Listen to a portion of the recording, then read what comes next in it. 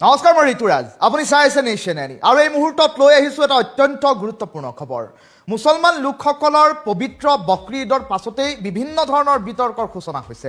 আৰক্ষী প্ৰশাসনক সষ্টম কৰি ৰখা হৈছে যে নিষিদ্ধ মাংস হিন্দু এলেকাসমূহত যাতে কোনো লোকে পেলাব নোৱাৰে অথবা কুৰবানীৰ পাছত যাতে কোনো অৱশিষ্ট পেলাই থৈ যাব নোৱাৰে, তাৰ বাবে আৰক্ষী প্ৰশাসন সষ্টম হৈ থাকিব।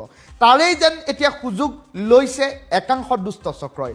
হিন্দু এগৰাকী যুৱকে মুছলমানক বদনাম কৰিবৰ বাবে নিজৰ ঘৰৰ পদূলিত নিজেই পেলালে নিষিদ্ধ মাংস আৰু তাৰ পাছত ফোন কৰিলে আৰক্ষীলৈ ফোন কৰি তেওঁ খবৰ দিলে যে তেওঁৰ পদূলিত কোনো দুষ্কৃতিকাৰীয়ে পেলাই থৈ গৈছে নিষিদ্ধ মাংসৰ টোপোলা আৰু তাৰ পাছত আৰক্ষী আহিল, জব্দ কৰিলে মাংসৰ টোপোলাটো। অৱশেষত চলিল তদন্ত প্ৰক্ৰিয়া চলিল, CCTV ফুটেজ চোৱা হ'ল, ওলাই পৰিল জুলুঙাৰ মেকুৰী আৰু আৰক্ষীয়ে CCTV ফুটেজত যিসমূহ দৃশ্য দেখিলে সেয়া দেখি মূৰে কপালে হাত দিছে।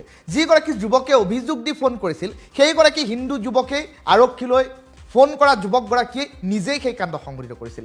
হিন্দু আৰু মুছলমানৰ মাজত সম্প্ৰীতি বিনষ্ট কৰিবৰ বাবে আৰু সমানে সমানে মুছলমানক বদনাম কৰিবৰ বাবে, মুছলমানৰ বিৰুদ্ধে যাতে ঘৃণা ভাৱ আহে সেই ভাৱ আহিবৰ বাবে পুনিত নামৰ এজন যুৱকে এই কাণ্ড সংঘটিত কৰিছে, যি কাণ্ডই এতিয়া দেশজুৰি তোলপাৰ লগাইছে। য'ত কোৱা হৈছে যে মুছলমানক বদনাম কৰিবলৈ পুনিতে এই কুকাণ্ড সংঘটিত কৰিছিল। আৰক্ষীয়ে ইতিমধ্যে স্পষ্টীকৰণ দিছে বিষয়টোক লৈ আৰু নিজৰ পদূলিত নিষিদ্ধ মাংস থৈ আৰক্ষীলৈ ফোন কৰা যুৱকজনেই পুনিত আৰু পুনিতেই এই কাণ্ড সংঘটিত কৰিছিল, যাৰ ফলশ্ৰুতিত এতিয়া আৰক্ষীয়ে পুনিতক গ্ৰেপ্তাৰ কৰিছে আৰু জেল হাজতলৈ প্ৰেৰণ কৰাৰ বাবে সকলো যাৱতীয় ব্যৱস্থা হাতত লোৱাৰ বাতৰি এই মুহূৰ্তত আহি পৰিছে। এই ডাঙৰ খবৰটো